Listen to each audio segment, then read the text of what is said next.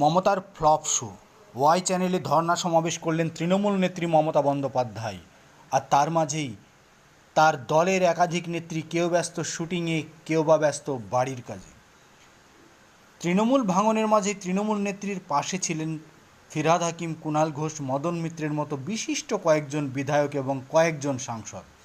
তবে তৃণমূল সুপ্রিমোর সমাবেশে বহু তৃণমূল নেতার অনুপস্থিতির সংখ্যা চোখে পড়েছে সোশ্যাল মিডিয়া থেকে শুরু করে হেভিওয়েট প্রথম সারির মিডিয়ার ক্যামেরায়। সায়নী ঘোষ, জুন মালিয়ার মতো একাধিক তৃণমূল নেত্রীকে দেখা গেল না ধর্মতলার সমাবেশে। আসেননি সায়নী ঘোষ। মমতার সমাবেশে যাদবপুরের সাংসদের অনুপস্থিতির কারণ কি? সায়নী জানাচ্ছেন তিনি বাইরে আছেন, কলকাতার বাইরে। 9 তারিখ তিনি কলকাতায় ফিরবেন। অন্যদিকে জুন মালিয়া, জগদীশ বসুনিয়া প্রত্যেকেই ওই সভায় অনুপস্থিত।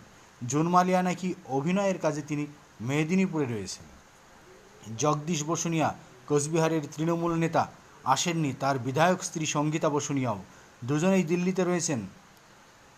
তৃণমূলের আর এক নেত্রী শিউলি সাহা, তিনি তো মমতা বন্দ্যোপাধ্যায়ের আশেপাশেই মারাচ্ছেন না। মিতালি বাগ, তৃণমূলের হেভিওয়েট নেত্রী, তিনিও ওই দিন গাড়ি পাননি বলেই নাকি ওই সভায় যাননি। মমতা বন্দ্যোপাধ্যায়ের ধর্মতলার ফ্লপ শো তৃণমূলের ভাঙন রোধ করতে কতটা সক্ষম হবে সেটাই দেখছে বাংলার জনগণ। তবে স্পষ্টই বোঝা যাচ্ছে মমতা বন্দ্যোপাধ্যায়ের ফ্লপ শো থেকে যে তৃণমূল কংগ্রেস শেষের দিকে, তৃণমূল কংগ্রেসের জামানত বাজেয়াপ্ত হওয়া শুধু সময়ের অপেক্ষা। ধর্মতলার ওয়াই চ্যানেল থেকে বাংলাদেশের একটি খুনের প্রসঙ্গ টেনে দেশবিরোধী কার্যকলাপে জড়িয়ে গেলেন মমতা বন্দ্যোপাধ্যায়। স্বভাবতই তার গ্রেপ্তারের দাবি উঠেছে সোশ্যাল মিডিয়ায়।